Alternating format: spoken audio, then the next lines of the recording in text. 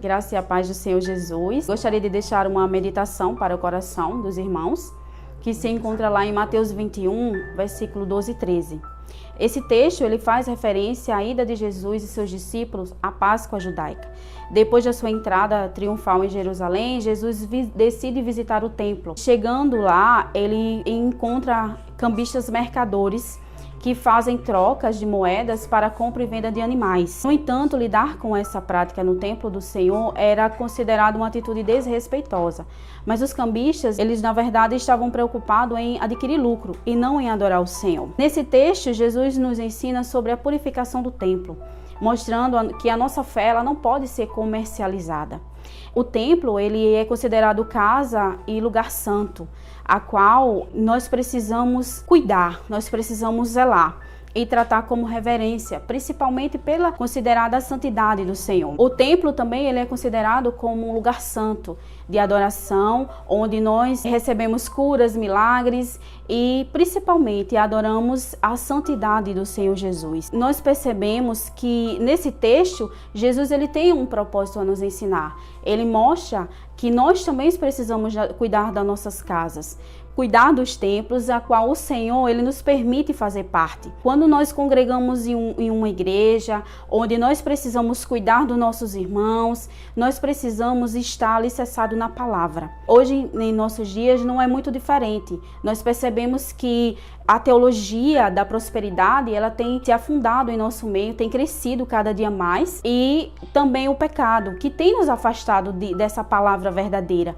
desse nível de santidade que o Senhor nos chama a viver. Nós recebemos milagres e, infelizmente, o pecado ele vai nos impedir da gente receber essa visão espiritual que o Senhor quer que a gente esteja junto dele, que quer que a gente esteja de coração disposto a cada dia engrandecer o nome do Senhor. Aqui a gente vê que Jesus, ele também nos fala, lá em 1 Coríntios, fala que o apóstolo Paulo, ele nos mostra que nós somos templo e morada do Espírito Santo. Ele quer nos ensinar que assim como existe uma casa e um templo físico, também existe uma casa espiritual, que nós precisamos cuidar, nós precisamos zelar e principalmente Jesus, ele veio por meio do Espírito Santo para nos dar vida, para restaurar a nossa casa. Muitas vezes nós não entendemos as situações difíceis nas nossas vidas, muitas vezes são situações até mesmo dolorosas, mas a casa, assim como Jesus nesse texto, ele teve que jogar tudo para o alto, ele se estressou, a gente verifica que na nossa casa espiritual também é dessa forma.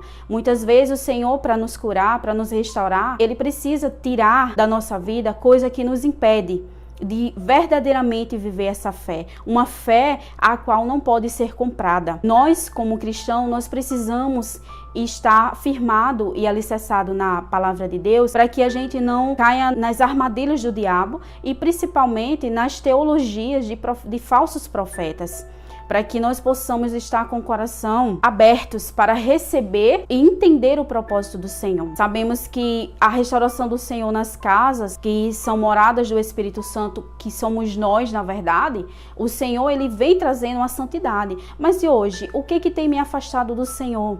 Será que a minha vida ela tem se tornado uma casa edificada sobre a rocha para glorificar o nome do Senhor? Será que eu sou templo e morada do Espírito Santo? Então, em nossos dias, nós precisamos nos avaliar. Todos os dias, ao acordar, nós precisamos colocar a nossa vida diante de Deus e entender que é para o propósito dele que nós estamos vivos. É para o propósito dele que nós somos restaurados e para glorificar o nome dele cada dia mais. Então, que você possa chegar à conclusão de que não há lugar melhor do que estar na presença de Deus, que não há lugar melhor da gente ter intimidade. Uma casa restaurada pelas mãos do Senhor, ela tem uma vida de intimidade com Deus. É um diálogo todos os dias, é um diálogo constante, a qual existe uma prática da palavra, uma vida constante de oração, unidade com os irmãos. E não esquecendo que nós também, como os cristãos, nós precisamos cuidar do templo. O templo físico que o Senhor coloca em nossas mãos. Cuidar dos nossos pastores, cuidar dos nossos irmãos em Cristo e principalmente ser igreja, para que o nome do Senhor ele venha a ser glorificado por meio das nossas vidas. E assim nós possamos permanecer firmes e seguir com o propósito da santidade para o cumprimento do propósito ao qual Jesus nos criou.